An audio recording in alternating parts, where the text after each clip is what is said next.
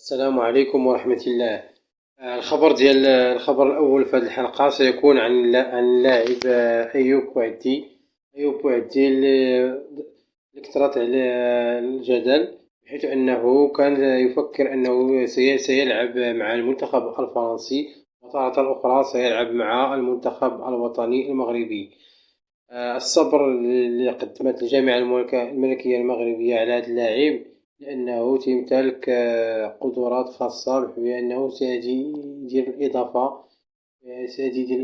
في وسط ميدان المنتخب الوطني المغربي، والذي يعرف البطء ديالو، لأن كاين الخصاص في وسط الميدان المنتخب الوطني المغربي، لأن اللاعب أمرابط مبقاش ديك الرشاقة اللي عنده، وأن لاعب بوعدي سوف يؤدي أحسن منه في ذلك الموقع في الملعب، وأنه سيأتي بالإضافة. وأيوب بوعدي في الأخبار الأخيرة كتقول أنه كينتظر شي نادي كبير بأنه يخرج من الدوري الفرنسي، يقدر يتعاقد مع مانشستر يونايتد الإنجليزي، وبعد ذلك سينضم مباشرة إلى المنتخب الوطني المغربي. وفي أخبار أخرى أن المنتخب الوطني المغربي سيواجه في مباراة ودية يوم 24 ماي المنتخب النرويج اللي كان واجهه سابقا المنتخب الوطني المغربي، كما تتذكرون في كأس العالم 1998 في المباراة الأولى للمنتخب الوطني المغربي، المباراة التي انتهت بهدفين لمثلهما. الهدف الأول الذي سجله اللاعب مصطفى حجي، والذي سجله في الدقائق الأولى، وكذلك اللاعب كاماتشو هو الذي سجل الهدف الثاني، ولكن المباراة انتهت بهدفين لمثلهما. المنتخب النرويجي آنذاك كان منتخب قوي، حيث أنه قبل كأس العالم 1994 أنه فاز على المنتخب البرازيلي في النرويج ب3 أهداف لواحدة.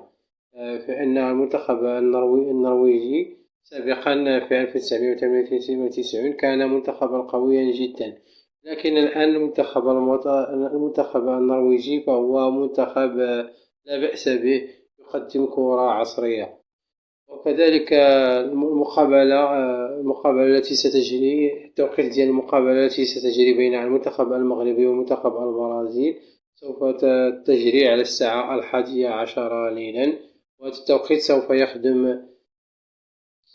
يخدم الطاقم التقني للمنتخب الوطني المغربي، حيث أنه لن يلعب في وسط النهار حيث الحرارة، لأن الولايات المتحدة الأمريكية كذلك في هذا التوقيت يكون عندها مثلا إذا لعبوا مع الساعة 4 مثلا الساعة 6 سيكون هناك جو حار، ولكن المنتخبات العربية الأخرى ستلعب في جو حار، لأنها ستلعب في المكسيك وكندا أيضا.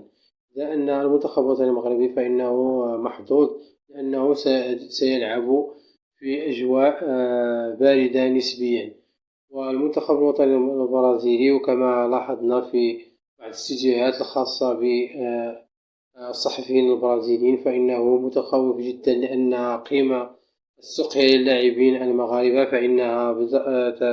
فإنها مرتفعة جدا، وأنه المنتخب الوطني المغربي سيكون ندا للند المنتخب البرازيلي، وسيكون الحسم في هذه المقابلة لجزيئات صغيرة، بحيث أن المنتخب الوطني المغربي في المقابلة الأخيرة المنتخب التي واجه فيها المنتخب الإكوادور، فإنه رغم أنه نهزم في الشوط الأول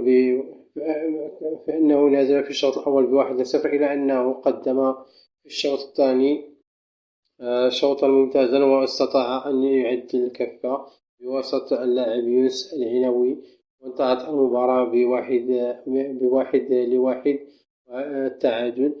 وفي المباراة الثانية التي لعب ضد منتخب الباراغواي، فإنه قدم مباراة جيدة جدا، حيث أنه انتصر على منتخب الباراغواي.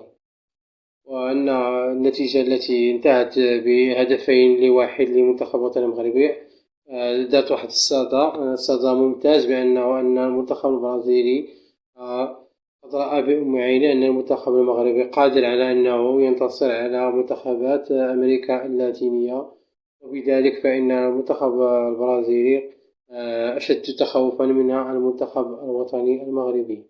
كان هذا كل ما يخص الفيديو اليوم لحلقة اليوم، والسلام عليكم ورحمة الله وبركاته.